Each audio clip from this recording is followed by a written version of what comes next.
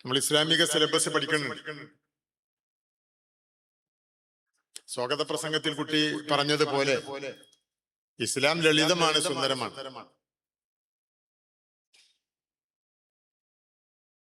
നമ്മൾ പഠിക്കുന്ന വിഷയങ്ങൾ, പഠിക്കേണ്ട വിഷയങ്ങൾ എത്ര സങ്കീർണമാണെങ്കിലും അത് ലളിതവും സുന്ദരവുമായി നമുക്ക് അനുഭവപ്പെടണം.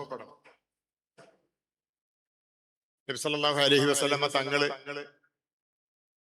സ്വന്തം നിയോഗത്തെ കുറിച്ച് പറഞ്ഞത് ഇന്നമാ ബുഇസ്തു മുഅല്ലിമൻ മുയസ്സിറൻ എന്നാണ്. ആശ്വാസത്തിന്റെയും ലാളിത്യത്തിന്റെയും വഴികൾ സ്വീകരിച്ച്, മാർഗങ്ങൾ സ്വീകരിച്ച് പഠിപ്പിക്കാൻ നിയുക്തനായവൻ മാത്രമാണ് ഞാൻ. സല്ലല്ലാഹു അലൈക യാ സയ്യിദി യാ റസൂലല്ലാഹ്. നമ്മള് എത്ര കണ്ട് വലുതായാലും, നമ്മുടെ ജ്ഞാനമണ്ഡലം എത്ര കണ്ട് വികസിച്ച് വിപുലപ്പെട്ടാലും നബി സല്ലല്ലാഹു അലൈഹി വസല്ലമ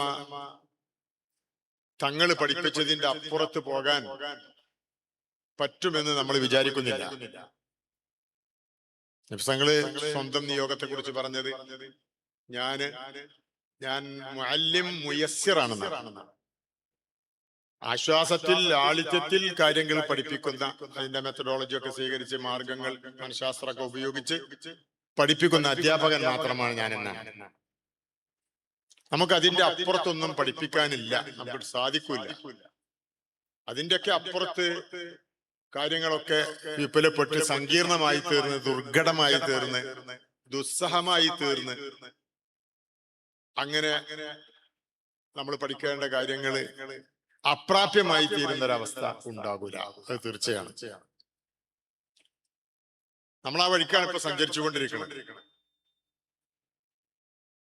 അള്ളാഹു അത് പൂർത്തീകരിക്കുമാറാവട്ടെ. നമ്മൾ പഠിക്കുന്നത്